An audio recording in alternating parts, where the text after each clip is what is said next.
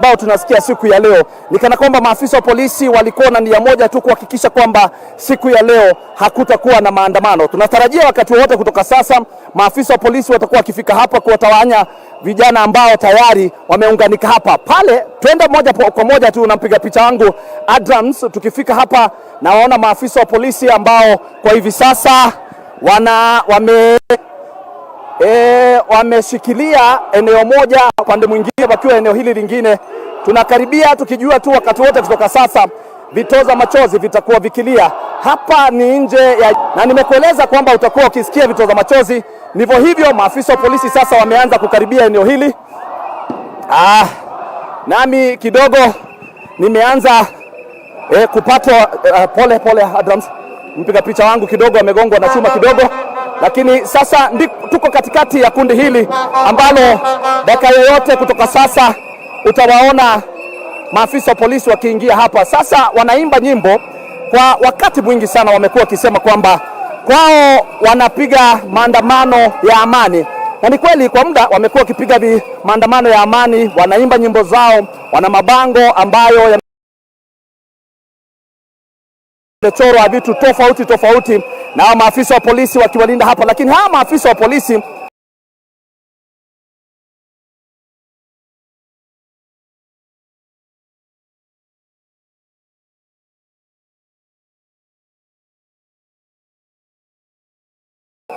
mara tena wamekuwa hawataki vijana hawa kukusanyika kabisa, hawataki vijana wakusanyike. Kusanya hivi vitoza machozi vinalia. Maafisa polisi ambao wako hapa kwa hivi sasa ni kana kwamba hawana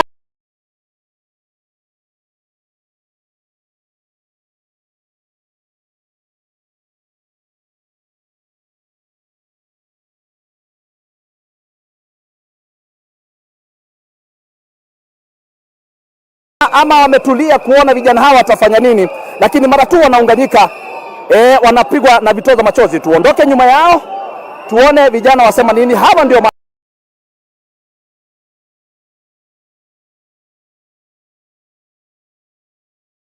maafisa wa polisi ambao wamekuwa wamekita kambi hapa kwa muda. Eneo hili la jumba la Nation kumekuwa ni kana kwamba ndipo vita kati ya maafisa wa polisi na wale ambao ni waandamanaji ambao wamekuwa hapa kwa muda wa zaidi ya saa 3. Ni taarifa ambayo tumefuatilia kwa karibu sana. Wale ni vijana ambao wanaimba nyimbo ambazo zinakumbuka sana miaka ya Rais marehemu Daniel Toroitich Arap Moi, nyimbo ambazo nazikumbuka wakati wa ufungamano, wakati walikutana wa katiba mpya, wakitaka katiba mpya. Vijana hawa tukiwauliza wanasema kwamba wanataka uongozi ambao ni bora. Darmwangi, nikurejeshe kwa studio zetu, ila nikuache na picha hizi ambazo kwa hivi sasa zimekuwa ni picha za mapigano kati ya maafisa wa polisi na waandamanaji. Asante sana Fred Butiriri, na katika pilika zako tunaomba uwe mwangalifu ili usije ukaumia. Lakini nikuulize, umepata watu wote ambao wameumia mkiwa mnatupatia habari hizi? Asante Dan Mwangi. Na usijali, natumia simu yangu sababu makelele ni mengi sana, siwezi kusikiza na hiyo ndio kazi ambayo tumekuwa nayo kwa muda. Na hapa shikilia hivyo. Shikilia tu hivyo, shikilia. Haya, maafisa wa polisi wanarusha vitoza machozi. Mara tu nilikueleza Dan Mwangi hapa ni kana kwamba walikuwa wanasubiria tuanze kuzungumza ndiposa warushe vitoza machozi, na ghafla binvu hiyo ni hali ambayo tumekuwa tukishuhudia siku nzima, vijana wakirushwa na vitoza machozi. Sisi kazi yetu imekuwa tu ni kuwafuatilia, na hivi ndivyo hali ilivyo sekunde 10 baada tu kukueleza na kurusha vitoza kuwa tu picha na taswira ambayo tumekuwa tukishuhudia kutoka mwendo wa saa 6 hivi, saa 5 saa 6 katika barabara hii ya Kimathi. Hapo awali Dan umeniuliza swali ikiwa kuna yeyote ambaye amejeruhiwa kwenye maandamano haya. Ni kwamba kuna jamaa mmoja hapa kwenye barabara hii ya Kimathi ambaye alionekana kana kwamba amejeruhiwa. Sikujua haswa alijeruhiwa na nini, lakini alionekana akiloa damu, na mara tena akapelekwa na bodaboda akapelekwa na bodaboda, hali ambayo ilifanya kuwe na tetesi kidogo kati ya waandamanaji na maafisa wa polisi, na mawe ikaanza kurushwa katika eneo hili. Dan Mwangi ukiwa kwenye studio, hali nitakuwa nikikupa jinsi inavyotokea hapa kwenye barabara hii ya Kimathi. Hapa ndipo kumekuwa na kazi nyingi sana kwa maafisa wa polisi na wale waandamanaji, na sekunde chache baadaye vijana hawa nikana kwamba hawachoki, sasa wamerejea kwenye barabara hii ya Kimathi. Dan Mwangi, hivyo ndivyo hali ilivyo kwa hivi sasa. Nitakuwa nikikupasha tu taarifa zinapochipuka katika eneo hili, tukisema hapa ni Central Business District. Asante sana Fred kwa kutupatia habari hiyo. We'll be coming back to Fred in not too long, but we shall keep giving you the pictures and the footage of what's happening in Nairobi CBD, which is quite active right now, as well as other parts of the country where we shall be having different activity. And as you've seen, and as has been the case in many situations during this protest, is that we've been having a lot of these young Kenyans who are generating content for their online platforms. And as you could see earlier on, we had seen some two gentlemen who are there holding a flag, and one of them you could see had a camera strapped to his torso, just going to show how much they are busy collecting content and putting content, as they're saying. These changes, this revolution, as some are calling it, are being not televised necessarily. They're both being televised, but they're also streaming, and they shall be broadcast on our digital platforms across the board. And one interesting thing that Fred has also mentioned is that today's tear gas is not like what has been used on the other days, in the sense that whatever chemical or ingredient that they put in there, be it the pili-pili or some Gen Zs were asking for mint or otherwise, but whatever it is that they put there ordinarily today seems to have a higher concentration. I myself was outside Nation Center not too long ago before I came on here just to get a sense of what's happening, as well as go and get a haircut. And what happened is that while I was coming into the building, there was tear gas that was lobbed just in front of Nation Center, and you could feel it. I've been there where the tear gas has been lobbed at other protests, and this was definitely not the same concentration. This was higher. Again, at the Nation Center, we are pretty much collateral, kind of collateral in terms of when there is tear gas. I'll just hold my commentary on that, and let's look at what's happening outside Nation Center. We've seen it happening. I could even hear it from the studio right now, so we could get a sense of what's happening out there. We could just hear the natural sounds on Kimathi Street, Nairobi.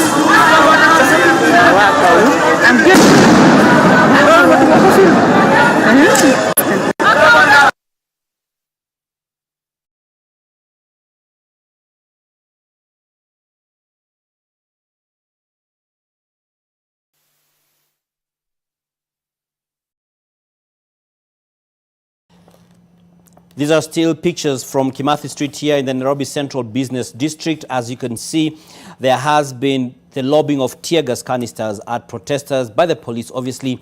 And we could see a number of them are busy documenting this digitally. We have people having their phones or other recording gadgets up as they record this. We also have some of our digital team members on the ground just giving us a sense of what's happening. Remember, you could find all this not only on television, but also on our website, ntvkenya.co.ke, as well as our social media platforms.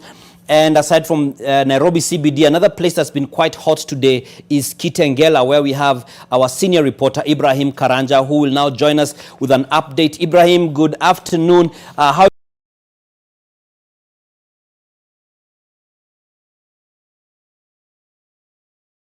is it there? We know it has been a bit of a hectic time there.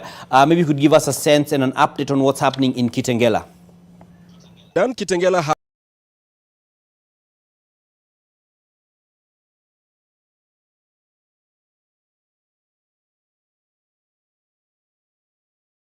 been tensed the entire morning, and as of now, we have been pushed slightly out of Kitengela CBD because of the engagements that were there, and the protesters were targeting everyone, police officers and journalists.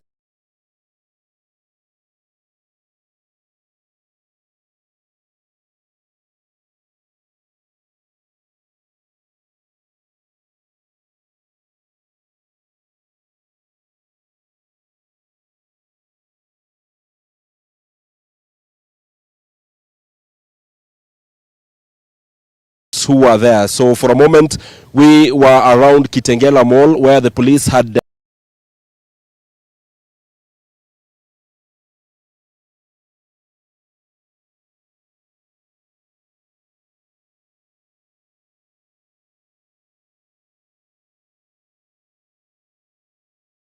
staged a barricade, and from either sides, of coming into Kitengela town. This is along the Nairobi Namanga road.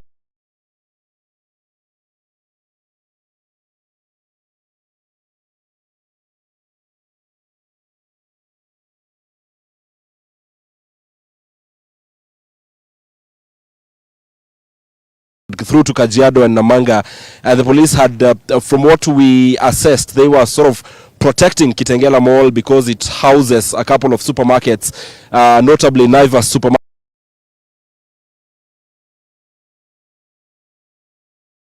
in there.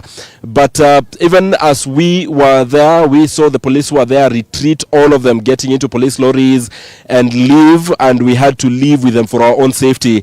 But what done we can report as at now is that I have at least seen one person seriously injured here in Kitengela with what appears to be head injuries. This person was approaching towards where the police officers were. We had blasts, what we assume perhaps were the tear gas canisters and ammunitions that were being blasted, and later on, few minutes or later, we saw this person fall on the ground, and they did not wake up at all. They did not make a move. They did not wake up. I went personally close to where this person lied down, and there were 2 injuries on the head, and he was bleeding profusely. We have those shots on camera. And later on, even as paramedics, especially from the Red Cross, tried to approach and assist, they were also hurled with stones and had to retreat. And eventually, it is the protesters who gathered around that particular person and carried him away. We cannot, as at now, speak about the status of that person. We do not know whether he is alive or dead. But what we know, that person and took him to where the police station is. And what I have seen right now, along again this road, this from Nairobi coming to Kitengela, about 4 Subaru vehicles that are unnumbered have just gone towards Kitengela town, where the protesters are. 4 in number, grey and silverish in color, not numbered, not or been plaqued out, and they have gone towards Kitengela. We presume perhaps, though we cannot say with certainty, maybe security officers, but because we have seen this previously,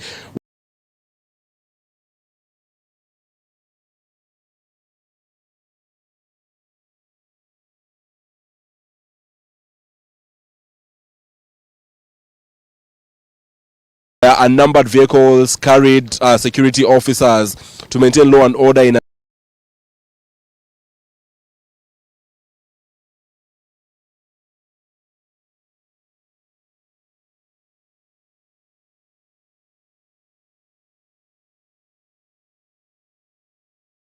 a particular area. So that I can confirm. In fact, it was only seconds before we went on air on this particular broadcast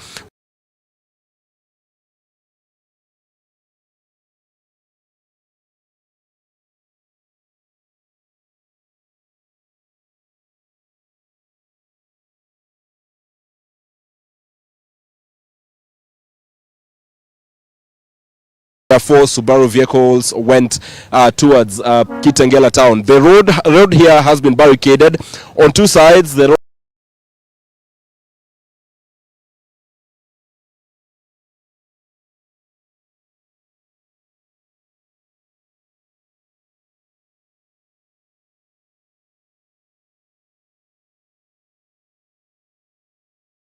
has been barricaded on this side when you're coming from Nairobi, and also on the other end, if you're coming from Kajiado, you also cannot get into Kitengela town. Businesses have been closed.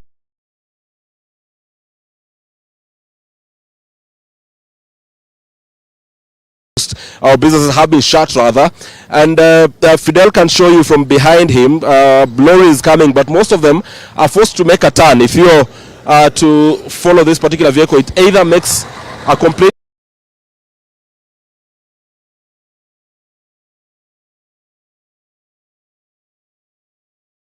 and heads a complete different direction, but it cannot go through Kitengela town. That barricade over there and bonfires lit by the protesters. We spoke to a couple of protesters earlier, and they were telling us that they are in the streets to protest the killing of civilians. That is the reason as to why they are in the streets, and this has been like this since morning. Earlier on, we started from Outer Ring Road, that is around Kware area and further. It was a bit calm when we came towards this area of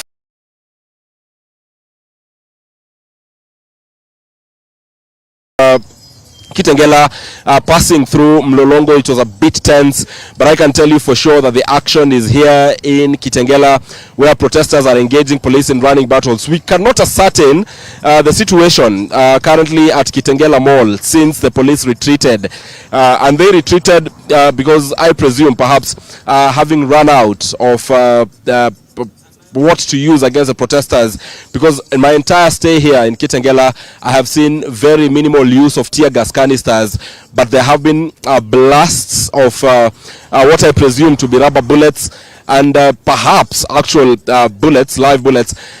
Some have been collected by the people, and there also has been lots of engagement from the protesters, lots of hurling of stones towards the police officers in what we believed from where we were, because we asked ourselves why the protesters seemed to be targeting where the police officers were, and the only possible explanation is because that is where Kitengela Mall is, and those businesses there, and like I mentioned, there is a supermarket there, perhaps with an intent to loot, because having spoken to some of the persons here, none appear to have told me where they're heading or whether they're having any petitions to take to any particular office.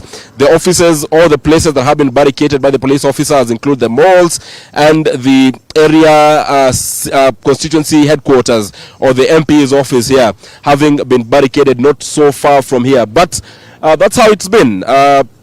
Basically, businesses are not running here in Kitengela the entire day today, and the youth appear not to relent. They appear to be ready to take the police officers in complete running battles. What I can confirm is one person has seriously been injured. We cannot confirm the status right now until we get the proper confirmation, but from what I saw, that person was hit and lied on the ground motionless. There were 2 injuries on the head, because I got close to where the person was lying and he was bleeding profusely.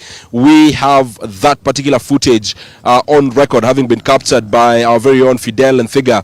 So we keep on following. I also know that a police officer, I think the police officer who was commanding the officers here, was also injured on the fingers, and it was while trying to prevail upon the crowds to maintain peace. He was actually lifting his hands and telling the people to calm down when a stone hit his fingers, and was seriously injured on the fingers. So at least 1 police officer injured and 1 civilian seriously injured from Kitengela.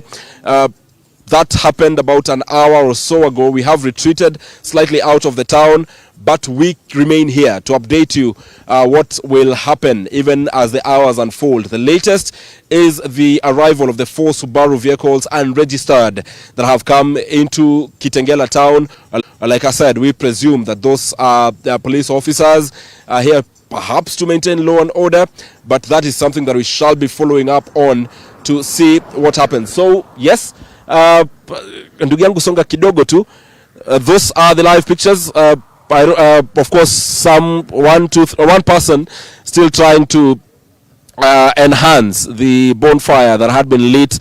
This side is very peaceful, but on the other side, right now sounds a bit calm, but earlier on you could hear blasts blasts which came from police engagement with the protesters. A number of journalists here, like I said, journalists have also been a target. As we were retreating from Kitengela Mall, the vehicle that we were using also came under very heavy attack, stones being hurled at us, and that's why we had to retreat. But so far, that is the situation in Kitengela, even as the country is now past 1 month of protests. Protests that started against the finance bill of 2024, protests that have seen President William Ruto concede not once but twice. One, by rejecting the finance bill. Secondly, by dismissing his cabinet. But protests that are still ongoing. And right now, people stating that they want accountability and they want answers, especially to the lives lost during those particular protests. It is important to remind our viewers that yesterday Monday was when the dialogue which the president had proposed was set to start, but the people said they wanted nothing to do with that dialogue, even forcing opposition leaders who had initially accepted. Those are blasts done.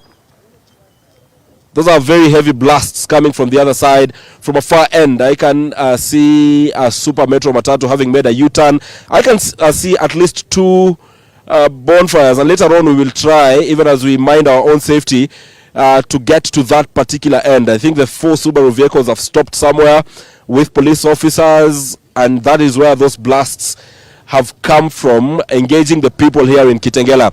But lots on social media, lots of engagements, some trying to tap on the protests here and others trying to encourage the protests, and this coming just a day after President William Ruto named organizations allegedly that are sponsoring this particular protests. But according to the people here, they are saying they are protesting the killings of people. And they have also mentioned that their anger, their bile is not only on the national government but also on the county government. They are saying that they have issues with how Kajiado County has been run under the leadership of Governor Ole Lenku, and those are some of the issues that we shall be telling our viewers later. So they also state that even as they are speaking issues to the national government, they are also speaking to the county government and how or why they feel they should be governed better. So that is the latest done. We shall get back to you and our viewers the moment we have more information to update them.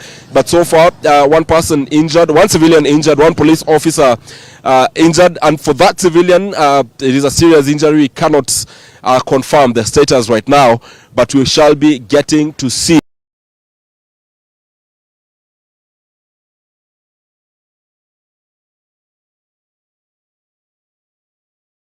what exactly happened. Like I said, we have the footage on record, and we shall be, of course, looking at it and even talking to authorities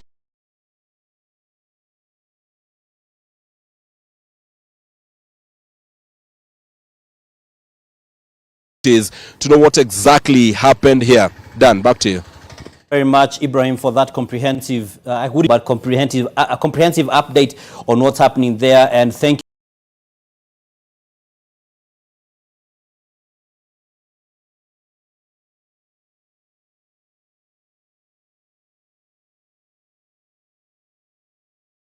for also just taking care of yourselves. And now we cross over to the county of Kisumu, where we have Judith Cherono Mondi standing by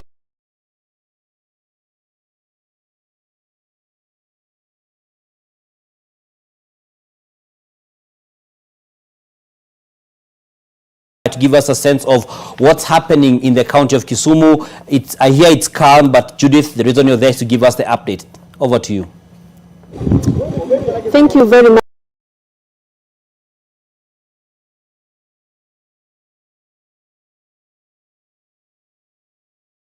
Indeed, about 45 minutes ago, the police managed to contain the situation, and now calm has returned. And as you can see, I'm standing here at the Oginga Odinga Street, and I'm with some of those youth who are participating in the protest. Let's hear from them what they really want to tell us. My name is George Museveni. Ruto gota mgote tena. Ruto lazima nguke nayo. Hata kama tumefukuzwa na We'll be crossing over back to Judith Cherono later in this broadcast, but as you can see on the other half of your screen, we have the ongoing protest and, back and forth between police and protesters in Kimathi Street, on Kimathi Street, I should say, in Nairobi Central Business District, where we could still see the scene is having a cloud of tear gas smoke just painting all across it. And as we had seen from my colleague Fred Muitiriri, we had a number of instances where we have the police lobbing the tear gas canisters, other protesters who are not relenting. And like he had mentioned, the tear gas today seems to be stronger in its concentration. And so if you've heard about tears in my eyes being said as a phrase, today is one of those days that will become all the more realistic. And we shall also be getting a sense of what's happening in the different counties, including the county of Nakuru, where we have Bridget Ngana, who is standing by to give us a sense of what's happening in the county of Nakuru. Bridget, good to see you this afternoon. We'd seen you earlier on in the earlier broadcast. What's the status update of the county of Nakuru, at least as far as where you're at?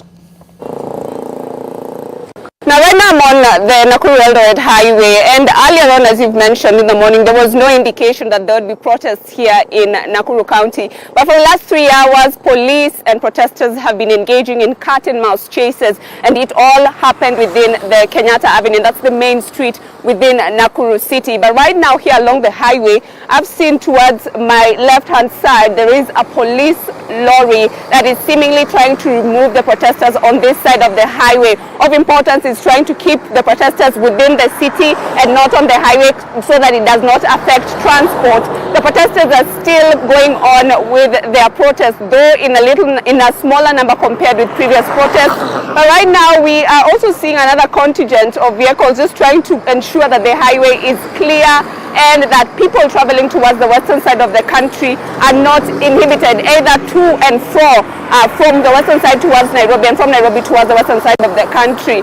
The road has been active, but inside Kenyatta Avenue, even up until now, there is a lot of tension, and young people are still congregating and being dispersed by police lobbing tear gas canisters. I had the opportunity to speak with the civil society here in Nakuru County, and they say it is the police who are being very aggressive with protesters, yet this is a protest that is enshrined in the Constitution. They are exercising their legitimate right as Kenyans, but the police are really responding in a manner that is suggestive and in a manner that is provocative. As of now, one person has been injured since the protests began, and that is when he was caught in the melee between the protesters and the police, and a stone or a rock hit his head. He bled profusely. On the social media, it is indicated that he was hurt by a police tear gas canister or even rubber bullet, but that is not the case. We'd like to clarify to our viewers that the injured person here in Nakuru County was through a rock hitting him on the head, and that was during the protest. And there are also rubber bullets that are being shot at protesters. I've seen some, I've taken pictures of them along the highway, along Kenyatta Avenue. But right now, the situation is tense. Town looks like there is no business that has taken place in the last 4 hours. That is just a protester who's just run off the shot and they're trying.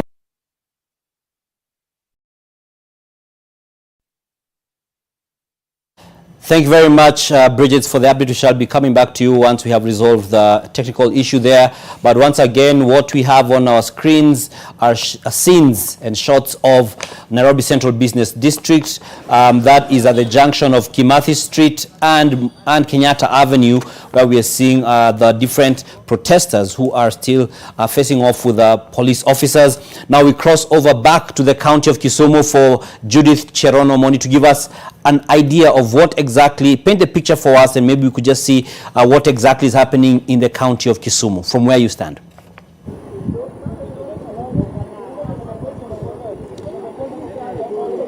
Thank you once again, Dan Mongi. Hello. Thank you once again, Dan Mongi. Like I said earlier on, the police came and dispersed the protesters, and now calm has been restored in the city. And a few of those who are protesting are now, if you can see behind me, they are playing with the rubber bullets, saying that police shouldn't be hard on them and that they shouldn't be hurt. They're just playing with the rubber bullets, as you can see. One of the people who is said to have been injured with a rubber bullet, I saw the colleagues rushing him to hospital. We are yet to find out more details on that. But so far, at least we can say that we've not reported any case of death here in the Kisumu city.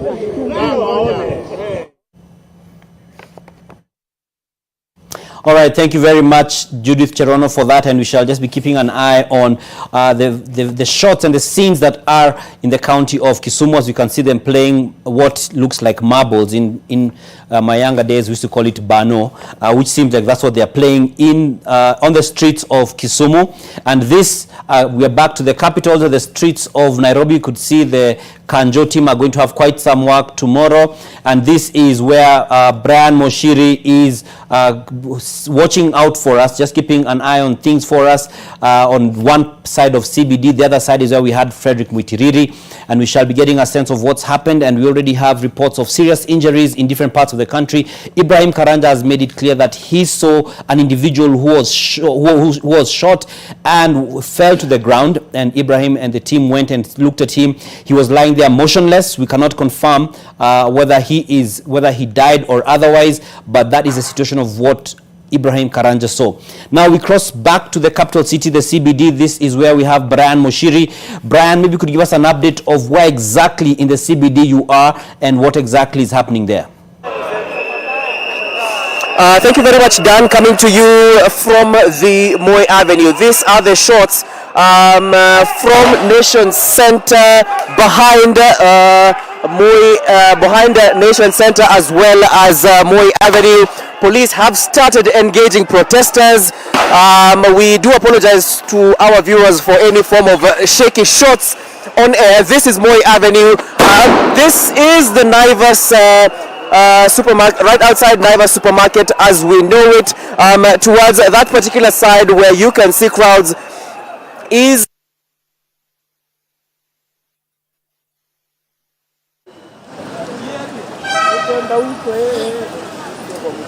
the situation at hand. All of a sudden, we have seen a multitude of individuals just present themselves at on Moi Avenue. They are throwing stones and objects at police. However, okay, Brian Moshiri there expressing just a sense of where he's at near the Naiva supermarket at Moi Avenue, and we can see that we still see the armed police officers as well as protesters.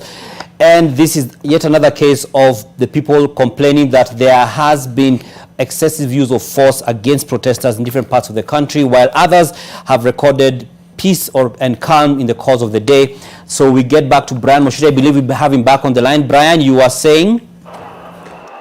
Yes, Dan. Like I was initially putting it, my camera person and I are currently on Moi Avenue. What I want to give you is a sense of the situation. So we're walking on Moi Avenue towards the city, the Central Police Station, as well as the University of Nairobi as we know it on Moi Avenue. So this is the shot outside Nation Center from Moi Avenue. And like I was saying initially, all of a sudden we've seen young men and women, perhaps youth as you'd like to call it, just come out from some different areas. At this point in time they are lobbing or throwing stones, objects at police. We are behind police as is the recommended way of covering protests. So currently as we are right now, this is in front of Sawa Mall. The shots that are coming to you live right now are in front of Sawa Mall on Moi Avenue. Police are continuing to engage protesters from the side on Central Police Station and from the University of Nairobi. So slowly by slowly we are walking towards these protesters. There's a shot that is behind me that you might not be able to see. However, there is some reinforcement for police officers just walking towards this big crowd that has assembled at right now I'd call it the junction between at Moi Avenue and and the Central Police Station from its perimeter wall. All I can say, Dan, is unlike any other prior protest that we had seen earlier on in the course of the day, this youth right now are engaging police in stone throwing. Like you can see, the Moi Avenue, of course, is now awash with objects on the road, stones, debris from tear gas canisters and what have you. So we are walking. Right now we have gotten to the Mount Kenya University Towers. This is the MKU Towers.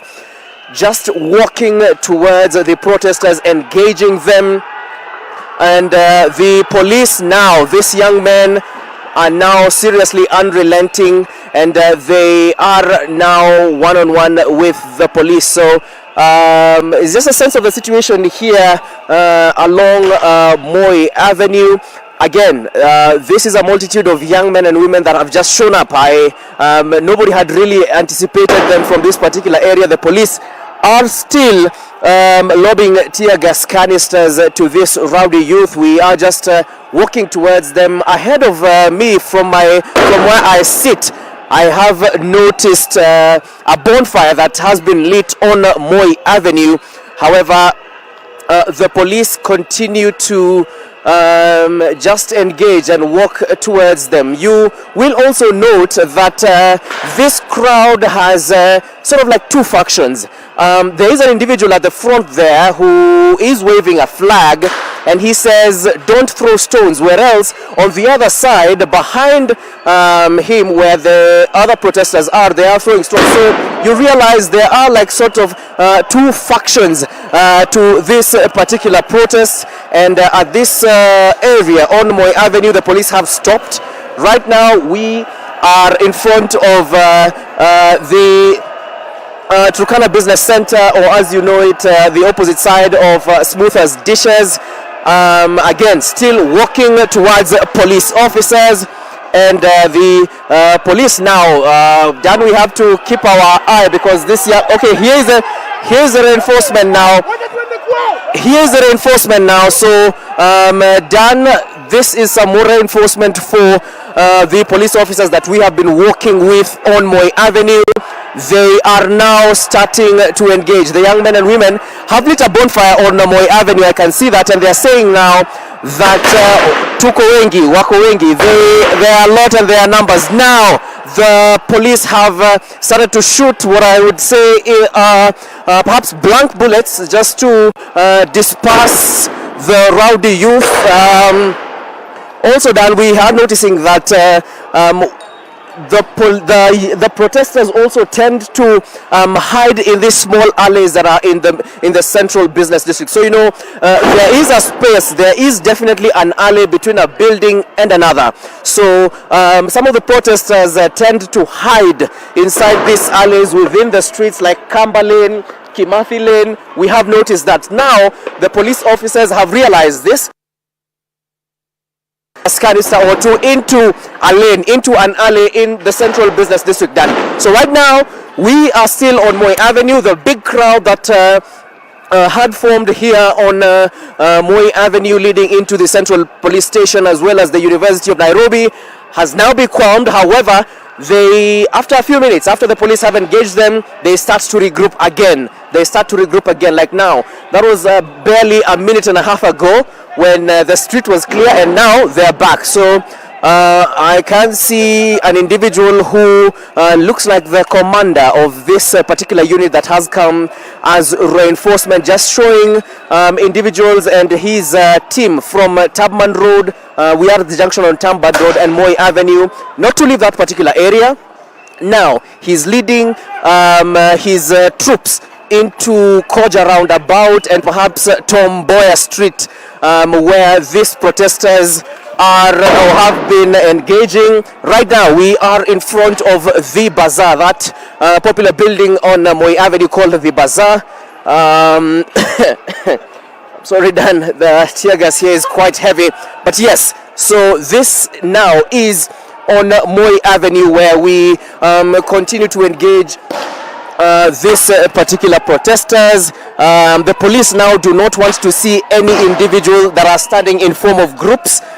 anyone who forms or stands in any form of a group is now being calmed. Dan, allow us to walk again towards the area in which the protesters are. This is the area where now these protesters are jumping into the Jivanji Gardens on Moi Avenue still, but police still continue to engage them. On Biashara Street on our left, there is still another group that continues to from this particular area. Buddha riders indicate that they are not part of this protest, therefore they will not engage. Now, Dan, we need to go off air because the protesters have now almost sandwiched.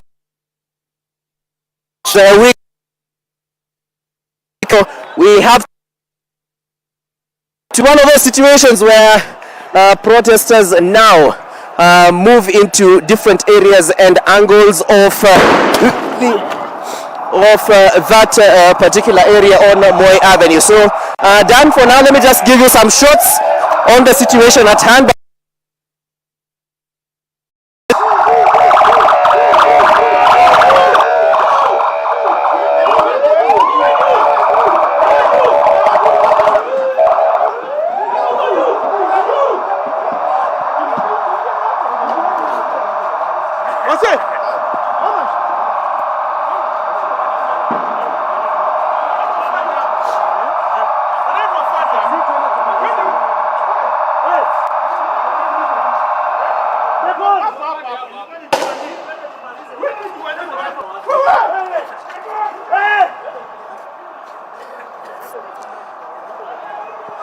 Dan, if you still can hear me, it was quite a rattling situation here on Moi Avenue. However, the young men and women are now engaging, and I will ask that my camera person Nelly leaves this particular area so that we walk behind police officers. All of a sudden, Dan, like we say, all of a sudden this young men and women have come up, and we are now being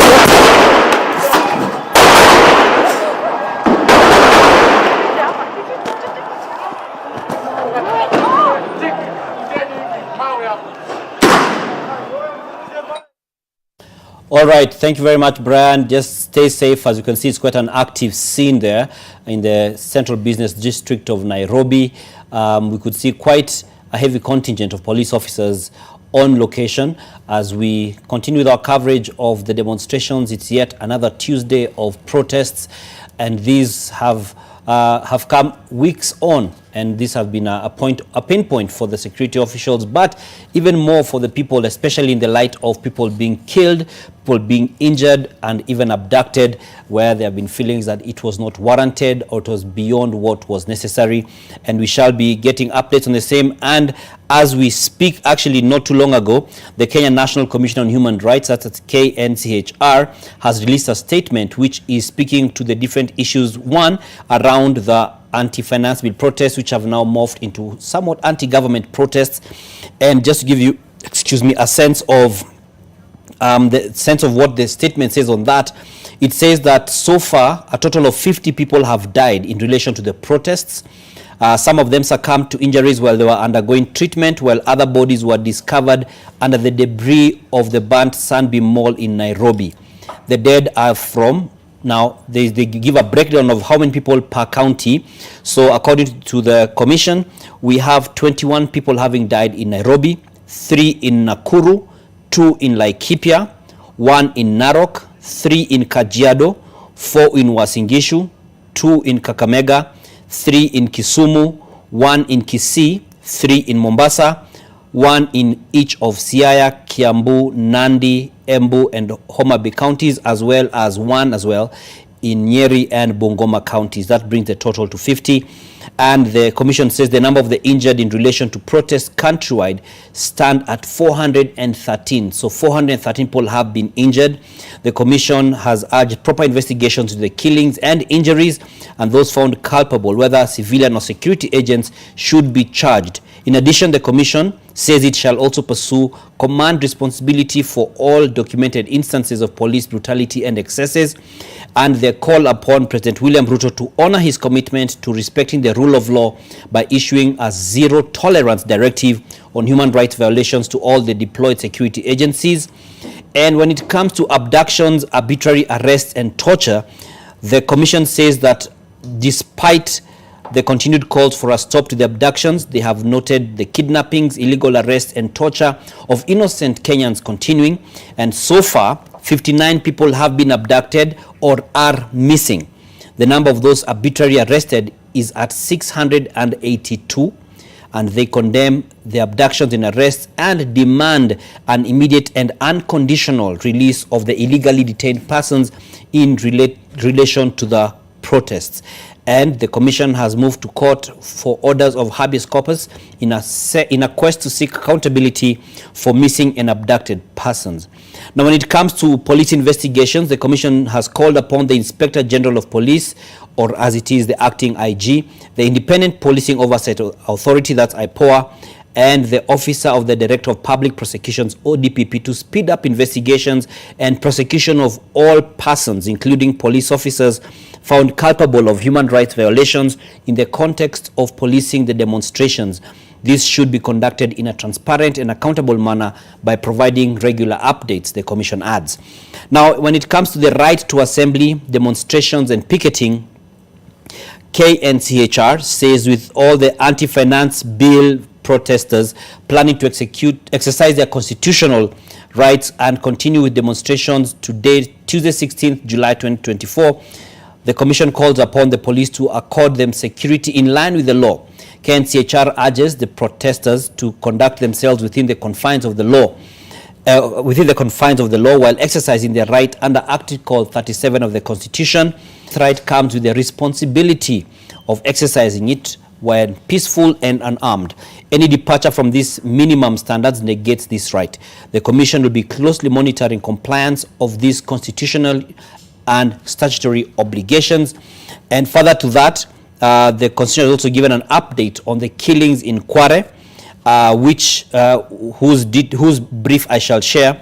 And they say that they condole with the families that have lost their loved ones in these heinous killings, and saddened by the news of the burning of the quarry, and hope it shall not be a damper to full, thorough, and complete investigations.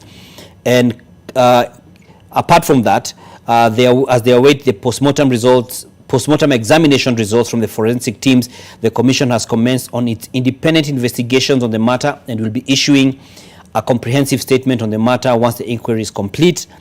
Now, coming a few days after Denzel Omondi's body was found floating in a quarry in Juja, there is need to rule out any possibility of extrajudicial killings, and the commission says it cannot overemphasize the need for thorough forensic investigations into the deaths to establish the cause and probable time of death. The investigation should be in accordance with the Minnesota Protocol, which aims to protect the right to life by promoting effective investigation of potential unlawful death or suspected enforced disappearance. Further, they also say they cannot overemphasize the need for transparency and accountability in all processes and stages of the investigations, especially during the ongoing post-mortem examination process, the post-mortem process, and any person who suspects that their kin might be among the retrieved to present themselves to the pathologist for DNA tests such as linkages, which will provide valuable insights into the deaths. And it will remain remiss for the commission, it says, not to mention that these happenings remind Kenyans of other bodies retrieved in the past from the rivers Yala and Tana, among others, which cases remain unresolved to date, which then again now goes to speak to the concerns about Kenyans having faith in the systems and in the structures and the institutions that are laid down by law, and this remains a key concern. As we continue to monitor the happenings in the CBD and different parts of the country, I'm now joined in studio by three guests, two of whom were here earlier on with my colleague Frida Mwaka, and one who is just here with us for the first time, Prudence Kanana, who's a student leader at Laikipia University. We also have Margaret Njeri, the executive director of Her Dignity, Her Pride, and Habib Omar, who's a youth activist and coordinator of the Kariobangi Social Justice Center. And ladies and gentlemen, welcome to studio. And for those who've been here, welcome again. Maybe begin with the newbie, so to speak, on our set today, Prudence. What's your thinking around the protests today? We're not seeing as many people as we saw, especially on the day when there was a breach of parliament, etc. But what's your thinking around it, just to get us off? Okay, thank you so much, Dan. My thinking on today's protest is that maybe the reason as to why many people have not come out today is maybe because of the brutality that is there outside, because people are coming out for peaceful demonstrations, but as you can see, the police officers are there armed with tear gas, they are there with bullets, trying to practice brutality against peaceful demonstrators. And I think that is one of the main reasons why many people did not come out for the demonstrations. Okay. Yeah. And what do you guys think about today's protest? Just for example, in Nairobi, we're not seeing as many people as there were on, the other days. Maybe Margaret? For me, I think it's because in the recent Maandamanos, there has been political infiltration, like other people are paid, like guns are paid to actually distract the protesters. Another thing I feel, the young people are intimidated because of the abductions that the government have been doing. They are intimidated about, for example, the Mukuru scene. They don't know if the reason why those people are kept, they do not understand the government, or they do not believe the government, what the government is saying about the Mukuru scene. So they feel when I go out there, I will be abducted, maybe killed at a particular point. So I just feel like young people are just intimidated because they're actually talking when it comes to online meetings, Twitter spaces, they're actually talking. But then when it comes to coming outside, that is where they feel that they are threatened. Okay. Their life is threatened. Okay. Habib, before I come to you, I'll just ask you to hold for a bit so we can cross over to the county of Nakuru, where Bridget Singana is standing by with another update. Bridget, what's happening at the moment? So right now, Dan, what's happening is that Kenyatta Avenue has been a no-go zone. I've been hit by a tear gas canister a while back ago, and I had to run into a vehicle. You can see he's cocking the gun right there, just a show of might to the protesters who are gathering on different parts of streets. And this contingent of police has been watching or keeping guard on this Kenyatta Avenue, just trying to avoid any convergence of protesters or even people who are going about their daily business. The border operators who are usually along these streets have been sent home, and I think that's a blank bullet that has been lobbed to the sky. Very, very disconcerting, very, very concerning for me. And that kind of shows you the mood here within Kenyatta Avenue, that the police are not allowing anyone to be seen on the streets. The people who had businesses where I'm standing right now have had to close shop. You can see that they are trying to tell that young man, harass him or just interrogating him, and he seems like he's not even armed and he's been walking, but they are treating him as suspect. All the border operators, you can see, they are being harassed to leave their area of plying business. These are people, normally you'd find them on this street doing their business, but now they are being told to leave and vacate town. This road is Pandit Nehru Road, and it goes down into downtown Nakuru, and most businesses are also here. And you can see they are charged. The police there are charged. Then that's a blank bullet. A tear gas canister has been lobbed, and that means people have to run for their lives. Hawkers have been rendered jobless at this time, and they will be counting losses. It's a really difficult day for people here. In the morning, there was no indication that this would be the scenario within the streets of Nakuru. People are running everywhere. Up in the buildings, those are people who are seeking shelter, and nobody is really allowed along the streets of Nakuru right now as police take charge. I've seen police on horseback, and that's how they are charging at protesters. It's more of a cat and mouse chase. They are taking them around in circles, or they are going, all of them, the protesters and the police, around in circles, and the degree and amount of tear gas canisters that are being lobbed in this town is really, really high, and a lot, in accordance also with rubber bullets. Excuse me, I almost tripped myself, but we'll be keeping an eye on what is happening right now. This is Pandit Nehru Road. Kenyatta Avenue is also being patrolled by police. Thank you very much, Bridges, for that update. Stay safe and be careful even as you give us the updates and, you know, fetch the news for us. And as you can see on your screen, we've got shots of different parts of the country. There's the street in Nakuru. There we have at the center Kitengela, where Ibrahim Karanja is, and on the far right we have Karatina, which is in the county of Nyeri, where we have Margaret Kimathi there, and we shall later be linking up with her to just get a sense of what exactly is happening as we, beyond what we can see, and just to give context to what we are seeing at the moment in regards to the residents there who seem to be running, and, you know, there seems to be some action between the police and the public or the protesters. And so even as we monitor those feeds, Habib, we're just picking up on what the feeling is today, because we are not seeing, in some places especially, as many protesters as there were in the previous protest. What's your sense of what this is about? Okay, Dan. Basically, maybe before I go directly to your question, for the first time in the country, we are witnessing a situation, a very different scenario, or a situation where the people are taking the power. The demonstrations are led by the people. That was initially where the people came out, and the demonstration were very peaceful. People were armed with phones, placards and all that. But in between, we have seen a situation where this is something that also I know very well scared the government.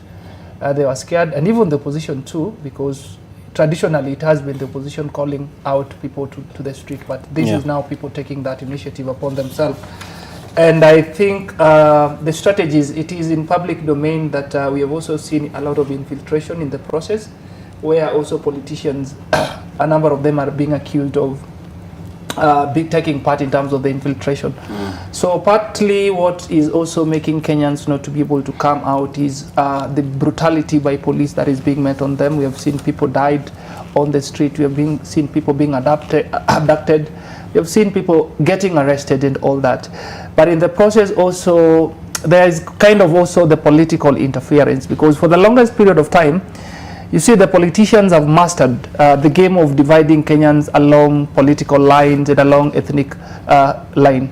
Because I can be able to remember the moment DP Gachagua spoke and talking that I'm calling upon my children, my grandchildren, just to be able to listen, take a leave from the demonstration. The other parts of this country that we're not even witnessing the demonstration, like Washinigishu, Eldoret and all that part, which actually in the beginning there's so many people who came out. So we are also seeing a situation where the demonstration, the agitation is for a better Kenya for all, not only for a few, but now also the politicians are trying to be able to narrow it down to be an ethnic maybe struggle. And also at the same time, we are also seeing a situation where there is aspect of divide and rule. Because the reality is, they are peaceful protesters. Until that time that we witnessed goons, people who have been hired with the aim just to be able to destroy properties, cause mayhem within the society, because that is not what is outlined in Article 37 of the Constitution. So the essence of it, it has created a divide and rule, because initially the business people are the people who are supporting, giving water, food, even to peaceful demonstrators. But unlike now, this is not the kind of the situation. It is themselves now standing with rungus to be able to want to protect their businesses. Yet we know very well that is the role of the police, and they need to play that role actively. So it is just in terms of summarizing, to me I think it is a strategy by the government to quell down that momentum and scare people from coming out to be able to demonstrate, because we have seen a situation where people who have been vocal coming out being targeted, some of them being abducted or being picked from their houses, and then all of a sudden you hear someone has disappeared. And I've seen you giving us the statistics of the number of people who are yet to be their whereabouts are yet to be determined. We don't know where they are, and the last scene was either within the parliament, or they were within the CBD, or they were taking part in a peaceful demonstration exercising their democratic right. So it is about fear and trying to be able to manage the situation. Okay. And I mean, it's interesting how things have played out from the time when we had the initial protests to date. And something that, you know, Habib has also mentioned is that the president has actually responded. You know, he's actually responded. The two significant ones are in terms of the rejection of the finance bill and the other one being the dissolution of cabinet. As a young person, do you feel that, you know, do you feel content by the things that the president has done? Okay, as a young person, I'd really not say I'm contented by what the president has done, because dismissing the cabinet secretaries, I think that was not enough. But they were responsible for answering, because whatever happened during the demonstrations, it happened while they were in offices. So I feel it was their responsibility to give answers to Kenyans about the people who were killed in Githurai, about the people who were abducted while demonstrating peacefully. I think the people who were supposed to answer those questions before being dismissed from by the president as the cabinet secretaries, they had so many questions to answer. Dismissing them was not enough, because that was not a solution to Kenyans. But isn't that one of the things that, you know, the protesters, Gen Z, had been asking for, that dismiss cabinet? Remember when they were saying reshuffle, don't reshuffle, dissolve. Yeah. But he did that. Yes, he dissolved the cabinet, yes, which I'm not against. But then my point is, before the cabinet was dissolved, the cabinet was still answerable to things that happened. Okay. Because by innocent people being killed or by young Kenyans being killed, that was not the solution. Dissolving the cabinet was not the only solution. But being answerable to the citizens, being answerable to Kenyans, that was the whole thing. Then they be dissolved after we have those answers. And that would be an assurance that the next people who would come in those seats would actually work for Kenyans. Okay, yeah. So at least fortunately they're still in Kenya, ideally, also we believe, so they can still be held to account either way. I think that's a very good point. Margaret, for you, when you listen to what the president has done, does it give you some sense of, okay, we are on the right track? Yes, we are, as young people. As young people, we are on the right track. But then the government, I feel like the president has been, there is a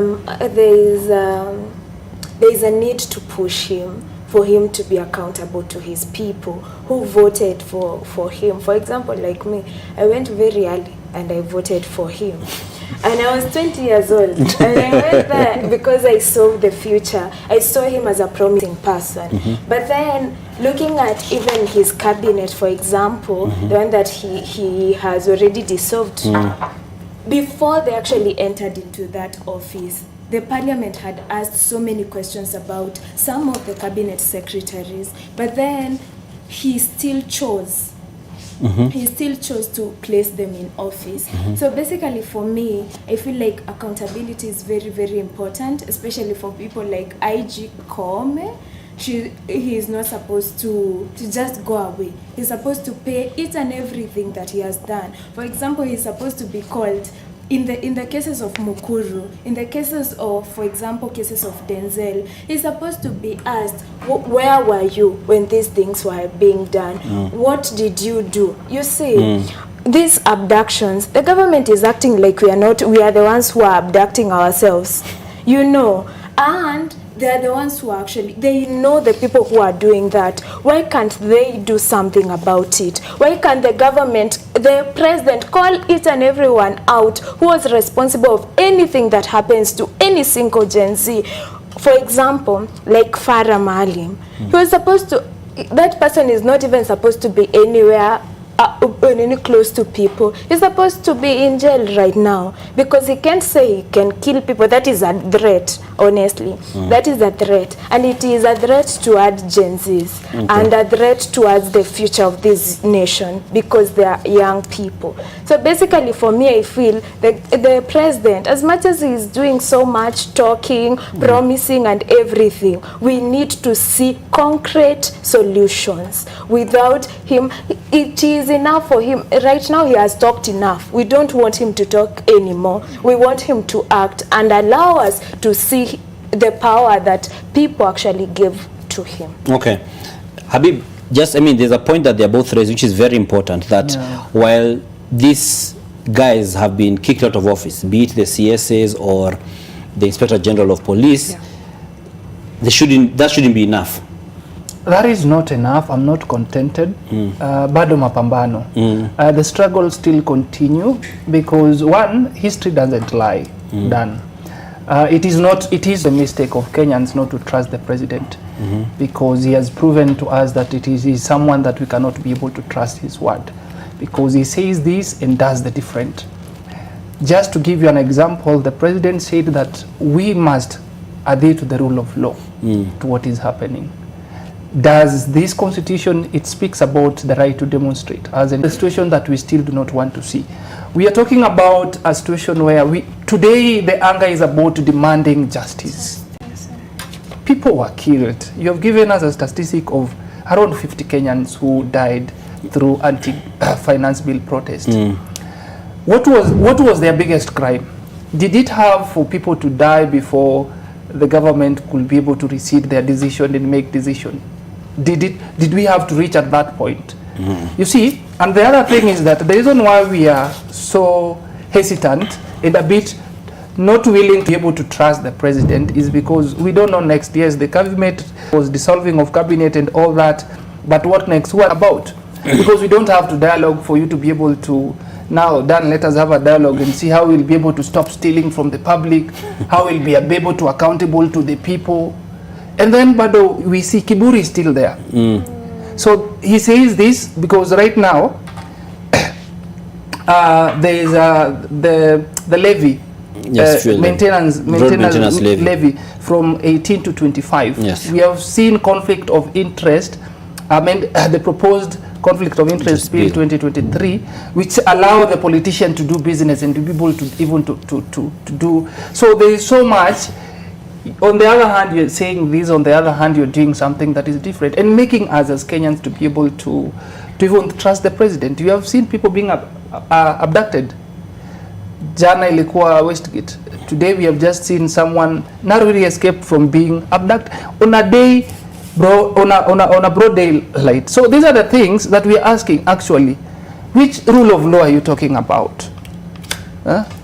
Okay. So these are some of the things that are actually make us to continue pushing more, because these people, it can be a strategy just to be able to contain Kenyans the way now you're seeing also with the protest, people fear coming out and all that. And then we go back to the status quo, the way things used to be.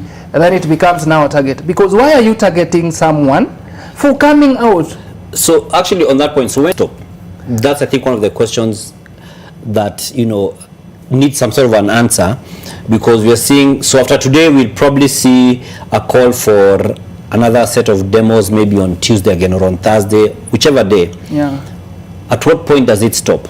Because I mean, no one is taking away from anybody that, you know, there's the fight for a better Kenya, but we're however seeing one of the questions that's coming up is, when does this stop? So Dan, one I want to ask you, are you sure that we are outside the hook of bad leadership and bad cabinet secretaries? Are you still sure of that? Because we don't know what next will happen. Are we out of the hook of the finance bill? Because there's a lot of legal crisis around it that still surround that finance bill. You see, so these are some of the questions that we are asking. We want to see today, I want to be told that the police officers who are responsible for the death of around 50 Kenyans, and the number is still rising, are being held accountable. What does it take to be able just to kusimamisha mtu kazi? so that we can be able to see action. We want to see these cases immediately. You develop an inquiry. Can we be able to start having things? We don't want to have so much talks. Action. The things that doesn't take us so much, because I'm still wondering why it was very hard for the Speaker, the National Assembly Speaker, Wetangula, to be able to call Parliament. But when now then with the deploying KDF, it was just, it was hurriedly made. So these are some of the questions that we are also asking ourselves. Are there goodwill? Are these people really honest? We want the president to be honest. Okay. Let's have a honest conversation. Yeah. Okay. Sasa unakuja kwa table lakini hapa chini umeniwekea kisu and all that. So these are some of the things that still lingers in our head, and it is very difficult to be able to trust. Okay, and I mean, I'll encourage that even as you have the conversation, if you feel you've got a point that you also want to raise on the same question, you'll just alert me so that it's a full conversation. It is not an interrogation.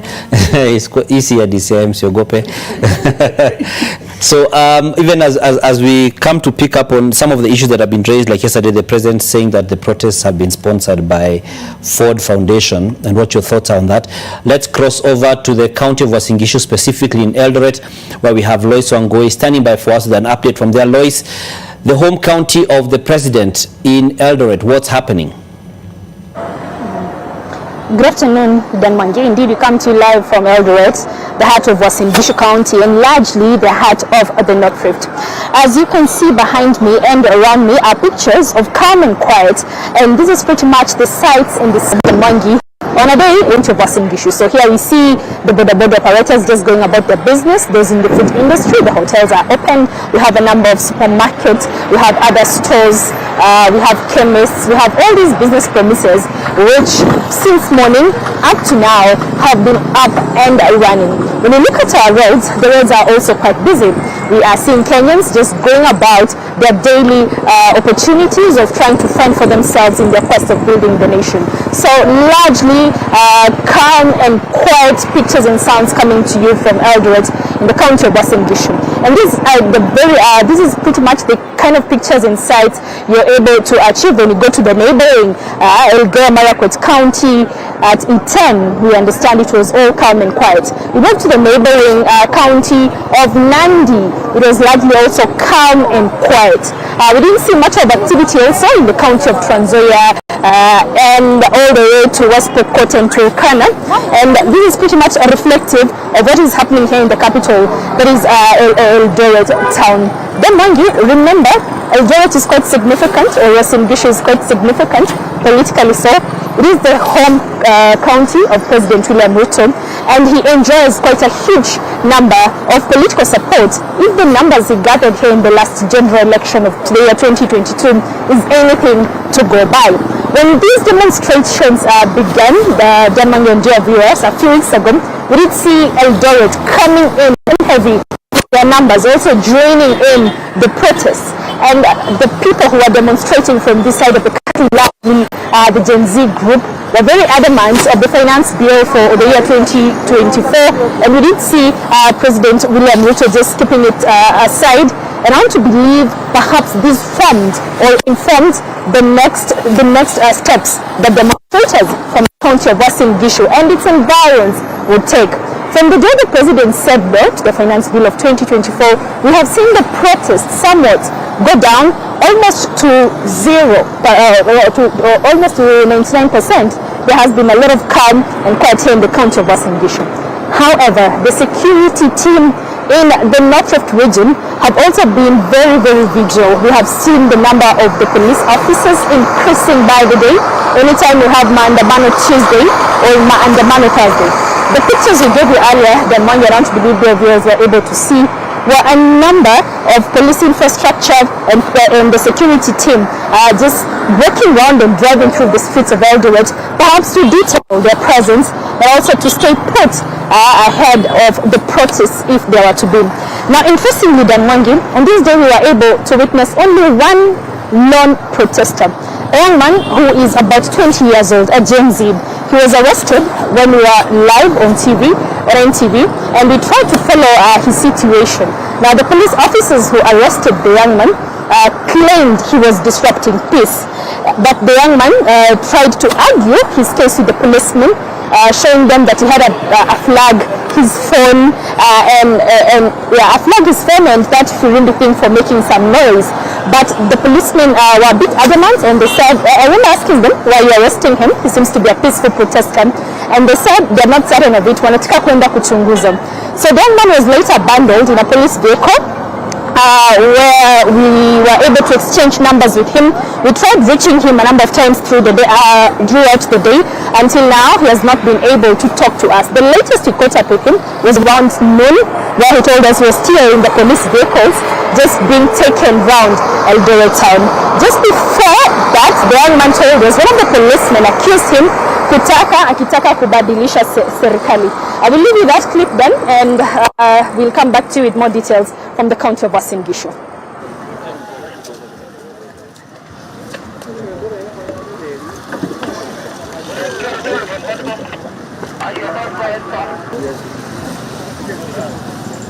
Nakutetea hata wewe.